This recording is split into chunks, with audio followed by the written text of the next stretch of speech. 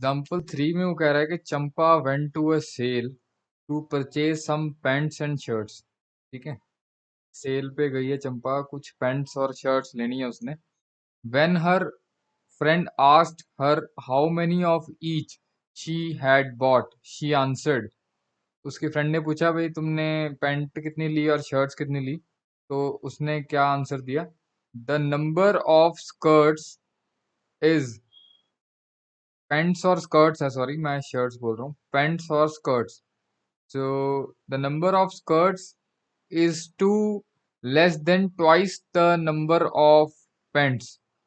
Also the number of skirts is four less than four times the number of pants. मतलब जो भी ये relation बोल रहा है वो स्कर्ट्स और पैंट्स के बीच में है, ठीक है ना। तो लास्ट लाइन में वो कह रहा है कि help her friend to find how many pants and skirts Champa bought. तो चंपा ने कितनी स्कर्ट्स और पैंट्स ली हैं वो निकालना है। तो जो निकालना होता है उसी को हम एक्स मान लेते हैं। तो यहाँ पे वो कह रहा है कि the number of skirts is two less than twice the number of pants. ठीक है, तो या तो हम पैंट्स को एक्स मान लेते हैं, ठीक है, और इसको क्या नाम है स्कर्ट्स को वाई मान लेते हैं, या उल्टा भी कर सकते हो। फाइनल आंसर सेम ही आएगा, बस बीच के स्टेप्स डिफरेंट हो सकते हैं। ठीक है, तो सबसे पहले मैंने क्या किया, let number of pants she bought is equal to X, number of skirt she bought is equal to Y. फिर उसके बाद मैंने क्वेश्चन में से ही नेक्स्ट लाइन लिख ली, the number of skirts is two less than twice the number of pants. ठीक है, तो वही लिखा है मैंने यहाँ पे सेम टू सेम और लिख दिया गिवन। अब इस स्टेटमेंट को हम मैथमेटिकली इंटरप्रेट कर लेते हैं। नंबर ऑफ स्कर्ट्स कितनी है हमारे पास, वाई, तो इसकी जगह मैंने लिख दिया वाई इज मतलब is equal to two less than twice the number of pants. Pants कितनी है, एक्स, तो twice the number of pants होगी 2x। सो अब नंबर ऑफ स्कर्ट्स जो है वो दो कम है, जैसे कि 4 जो है वो 6 से दो कम है, तो सामने सब्ट्रैक्ट करूंगा बैलेंस करने के लिए। ठीक है, उसी तरह नंबर ऑफ स्कर्ट्स जो है इसके ट्वाइस से दो कम है, तो यानी सामने मैं सब्ट्रैक्ट करूंगा। ठीक है, यहाँ पे -2 यहाँ लग जाएगा। ठीक है, number of skirts is two less than twice the number of pants, pants यहाँ पे एक्स है। ठीक है, तो इसको मैंने इक्वेशन नंबर 1 मान ली। ठीक है, तो उसके बाद जो नेक्स्ट लाइन लिखी हुई है, सेकंड कंडीशन जो है, यहाँ लिख सकते हैं हम according to second condition, the number of skirts is 4 less than 4 times the number of pants. Number of skirts is 4 times, तो 4 टाइम्स है यहाँ पे। एक बार फिर से पढ़ते हैं, number of skirts is 4 less then, वही लिखा है मैंने, is 4 less than 4 times the number of paints, 4 times the number of paints, तो 2 बार 4 है। तो अब इसको मैथमेटिकली लिख लेते हैं। अब नंबर ऑफ स्कर्ट्स हमारे पास वाई है, तो इसकी जगह वाई लिख दिया, इज की जगह इज इक्वल टू लिख दिया, 4 less than 4 times the number of paints, तो नंबर ऑफ पेंट्स हमारी एक्स है, तो ये हो गया 4x। तो अब ये जो स्कर्ट्स हैं ये 4 कम है, तो सामने सब्ट्रैक्ट करूंगा बैलेंस करने के लिए। जैसे एग्जांपल बताई थी ना, 4 जो है वो 6 से 2 कम है, तो सामने सब्ट्रैक्ट करूंगा। ठीक है, ये वैसे ही एक एग्जांपल लेके समझा रहा हूँ। तो -4 सामने लग जाएगा, तो इसको मान लिया हमने सेकंड इक्वेशन। ठीक है, बेसिकली हमें निकालना क्या है, कितनी पैंट्स और कितनी स्कर्ट्स चंपा ने ली, तो यानी कि एक्स और वाई निकालना है। तो एक इक्वेशन ये है हमारे पास, एक इक्वेशन ये है, दोनों को हमें सॉल्व करना है। अब इस क्वेश्चन को एनसीईआरटी में ग्राफिकली सॉल्व किया है, लेकिन यहाँ क्वेश्चन में कहीं नहीं लिखा कि भाई ग्राफिकली सॉल्व करो। तो हमारे पास ऑप्शन है कि हम ग्राफिकली भी सॉल्व कर सकते हैं और इसको सब्स्टिट्यूशन मेथड से भी कर सकते हैं, एलिमिनेशन से भी कर सकते हैं। तो लेकिन मैं तुम्हें ग्राफिकली भी बताऊंगा और सब्स्टिट्यूशन भी बताऊंगा। ठीक है, अब जग अगर क्वेश्चन में ग्राफिकली नहीं लिखा तो फिर तो चुपचाप तुम इसको सब्स्टिट्यूशन से कर दो, फटाफट आंसर आ जाएगा। ठीक है, वो अभी आगे बताता हूँ। अभी मैं ग्राफिकली इसको जैसे कि एनसीईआरटी में दिया वैसे बता रहा हूँ कि कैसे इसको सॉल्व करना है। ठीक है,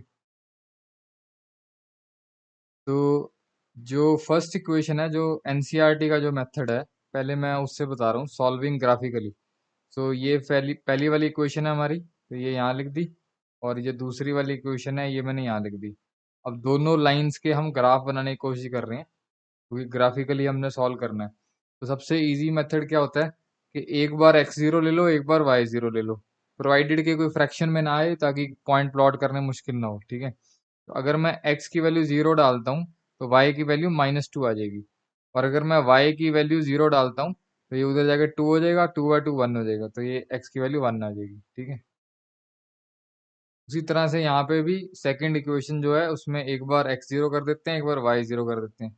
जब x0 करते हैं तो y -4 आ जाएगा, और जब y0 कर देंगे तो ये उधर जाके 4 आ जाएगा, 4 बाय 4 1। ठीक है, तो ये तुम रफ में कैलकुलेशन कर सकते हो।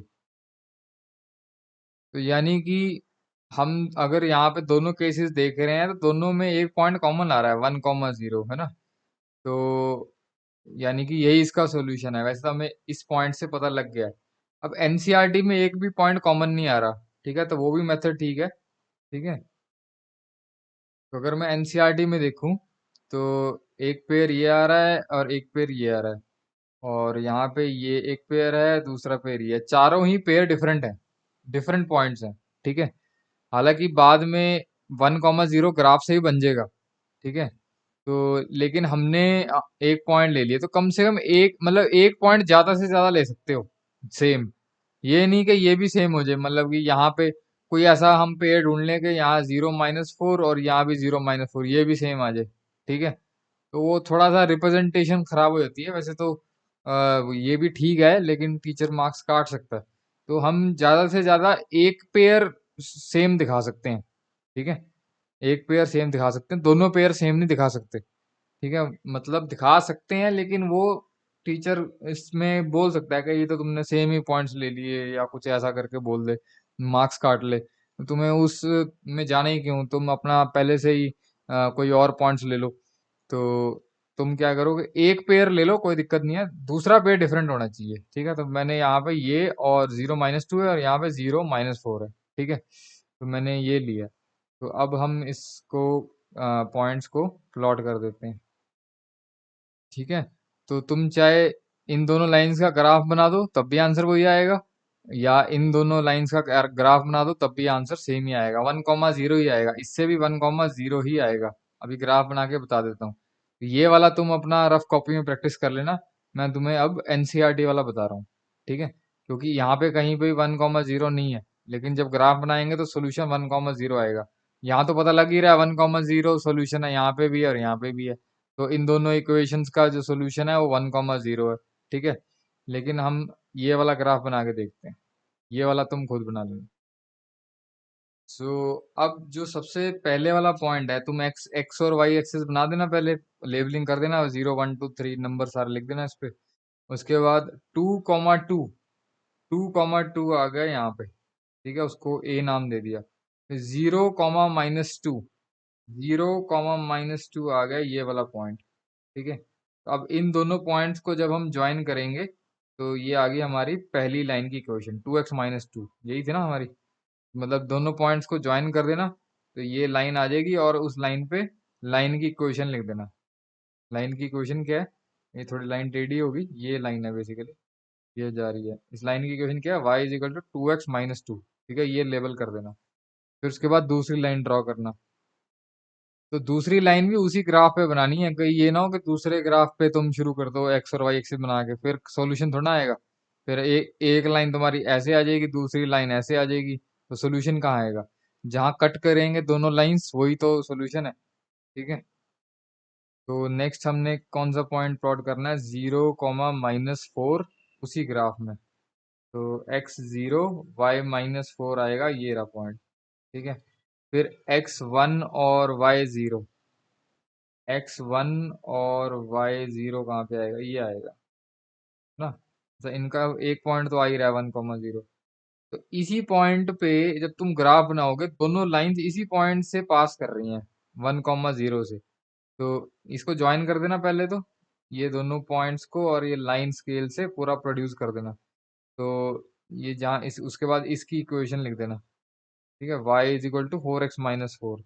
ठीक है, फिर जहां पे दोनों लाइंस इंटरसेक्ट कर रही हैं वो आ रहा है 1,0, तो वही सॉल्यूशन है। ठीक है, इन दोनों लाइंस का जो सोल्यूशन है, अब ऐसे देख के तो नहीं पता लग रहा 1,0, जो मैंने पॉइंट्स लिए थे मैंने यहाँ पे भी लिया था 1,0, तो 1,0 यहाँ भी था और यहाँ भी था। तो ऐसा पॉइंट जो दोनों लाइंस में हो वही सोल्यूशन होता है, तो उससे तो पता लग गया था, देख के ही बिना ग्राफ बनाए भी पता लग गया था। लेकिन हम जो है एनसीईआरटी के हिसाब से बना रहे हैं, तो आंसर सेम ही आएगा, 1,0 ही आएगा, चाहे वो मेरे वाले मेथड से या एनसीईआरटी वाले मेथड से। ठीक है, तो ये भी लिख देना, let us draw the graph of equation number 1 and 2 by finding two solutions for each of the equation. ठीक है, एक्चुअल में ये इससे पहले आना था, ये यहाँ पे लिखना था इसको।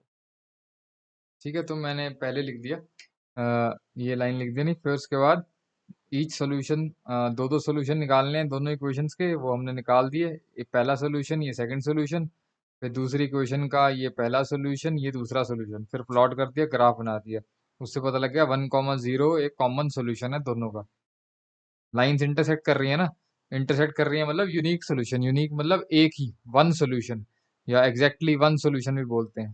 ठीक है, so observing the graph, we conclude that both these lines intersect at common point q1,0। ठीक है, दोनों लाइंस जो है 1,0 पे इंटरसेक्ट कर रही हैं। देयरफॉर अब ये जो पहला वाला पार्ट हमेशा x ही होता है और दूसरा वाला पार्ट हमेशा y होता है ना। सो कोऑर्डिनेट बोलते हैं इसको, सो एब्सिसा या ऑर्डिनेट भी बोलते हैं। तो ये ऑर्डर्ड पेयर ही होता है, तो पहले वाला हमेशा x ही होएगा, दूसरे वाला हमेशा y होगा। So x is equal to 1 and y is equal to 0 is the required solution of the pair of linear equation. जो दो लीनियर इक्वेशन आई थी ना, y is equal to 2x-2 और y is equal to 4x-4, इन दोनों linear equations का ये solution है। 1,0 जो है दोनों लाइंस को सेटिस्फाई करेगा। ठीक है, सो अब x की वैल्यू 1 है, सो x हमने पेंट्स को माना था, है ना। सो दस the number of paints Champa bot is 1, और y हमारी स्कर्ट्स थी, तो यानी उसने कोई भी स्कर्ट नहीं ली, y की वैल्यू 0 आ रही है, and she did not by any skirt. ठीक है, अब यही क्वेश्चन मान लो एक नंबर में आ जाए, तो हम इतने सारे स्टेप्स हमें लिखने की जरूरत नहीं है, ग्राफ बनाने की जरूरत नहीं है, क्योंकि क्वेश्चन में कहीं भी नहीं लिखा कि ग्राफिकली सॉल्व करो। तो हम सिंपली सब्स्टिट्यूशन मेथड से भी सॉल्व कर सकते हैं, आंसर सेम आएगा। ठीक है, सो शॉर्ट मेथड ये है सब्स्टिट्यूशन मेथड। इसमें जैसे ये दो इक्वेशंस हमारे पास थी, तो फ्रॉम फर्स्ट एंड सेकंड हम क्या करेंगे, अब ये भी y के इक्वल है, ये क्वांटिटी 2x-2, 4x-4 भी y के इक्वल है, तो मैं ये वाली y की वैल्यू यहाँ डाल देता हूँ। ठीक है, तो मैंने क्या किया कि ये जो y की वैल्यू 4x-4 है वो इधर आ गई। ठीक है, यहाँ से देख के y की वैल्यू 4x-4 इधर डाल दी और ये इधर डाल दी। ठीक है, या दोबारा से लिख देता हूँ, तो मैंने क्या किया, इसको सेम रखा है, और ये जो y की वैल्यू है 4x-4 यहाँ से डाल दी। ठीक है, नेक्स्ट स्टेप में मैं 2x को इधर ले गया और -4 को राइट साइड पे ले गया। ठीक है, नेक्स्ट स्टेप में ये रह गया 2x, ये रह गया 2, 2 से 2 कैंसिल हो गया, x हो गया 1। ठीक है, अब ये x की वैल्यू जो 1 है, ये किसी भी क्वेश्चन में डाल सकते हैं, चाहे फर्स्ट में डाल दो चाहे सेकंड में डाल दो, आंसर सेम ही आएगा। तो मैं x की वैल्यू यहाँ पे डाल रहा हूँ, x की वैल्यू 1 यहाँ डाल रहा हूँ। ठीक है, बाकी सब सेम है, y की वैल्यू निकाल रहा हूँ, तो ये कितना आ गया, y की वैल्यू 0 आ गई, यानी कि x की वैल्यू 1 पे y की वैल्यू 0 है। तो पिछले मेथड में भी सेम यही आ रहा था, तो इससे करेंगे तो भी आंसर सेम ही आएगा। सो आंसर सेम आ रहा है, तो यानी कि अगर एक नंबर का क्वेश्चन आ रहा है ये, तो तुम फिर ये सब्स्टिट्यूशन मेथड लगा दो, फिर वो ग्राफ बनाने में टाइम मत वेस्ट करो। ठीक है, बेसिकली दो इक्वेशंस हैं, दो इक्वेशन से x और y निकालना है, और x हमारा पैंट्स है और y हमारी स्कर्ट्स हैं। ठीक है, तो एक नंबर में आ रहा तो इसी मेथड से कर दो। लेकिन अगर बाई चांस उसने क्वेश्चन में लिखा है कि ग्राफिकली सॉल्व करो और वो एक नंबर का ही हो, तब तुम्हें ग्राफ ही बनाना पड़ेगा, क्योंकि कई बार ऐसा होता है कि कम मार्क्स का क्वेश्चन स्टेप्स ज़्यादा होते हैं और कम मार्क्स का होता है, तो फिर हमें ग्राफिकली ही करेंगे तभी नंबर मिलेंगे। ठीक है, लेकिन अभी ऐसा कुछ नहीं लिखा, तो टाइम सेव करो और अपना इसको सब्स्टिट्यूशन मेथड से सॉल्व कर दो। ठीक है, अगर यही क्वेश्चन 4 नंबर का आ जाए, ठीक है, तो वैसे तो तुम इसी से भी कर सकते हो, सब्स्टिट्यूशन से भी कर सकते हो, लेकिन अगर 4 नंबर का है तो तुम ग्राफिकली कर दो, थोड़ा स्टेप्स ज्यादा भी बन जाएंगे ग्राफ में, ठीक है।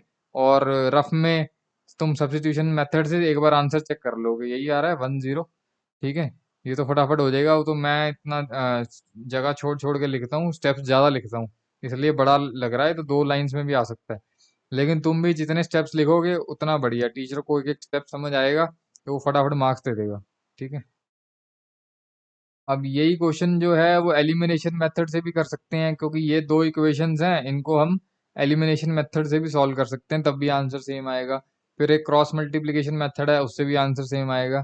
अब ये सारा कुछ हमारी नेक्स्ट एक्सरसाइज में आएगा, और ये बेसिक है, और ये आगे हायर क्लासेस में भी ये यूज होता रहेगा, एलिमिनेशन मेथड, सब्स्टिट्यूशन मेथड, ठीक है। क्रॉस मल्टीप्लिकेशन की भी जरूरत पड़ती है, बहुत कम पड़ती है, तो एलिमिनेशन सब्स्टिट्यूशन तो बहुत यूज होते हैं, ठीक है। तो मैंने तुम्हें नेक्स्ट एक्सरसाइज का इसी में थोड़ा सा आइडिया दे दिया सब्स्टिट्यूशन मेथड का, ठीक है।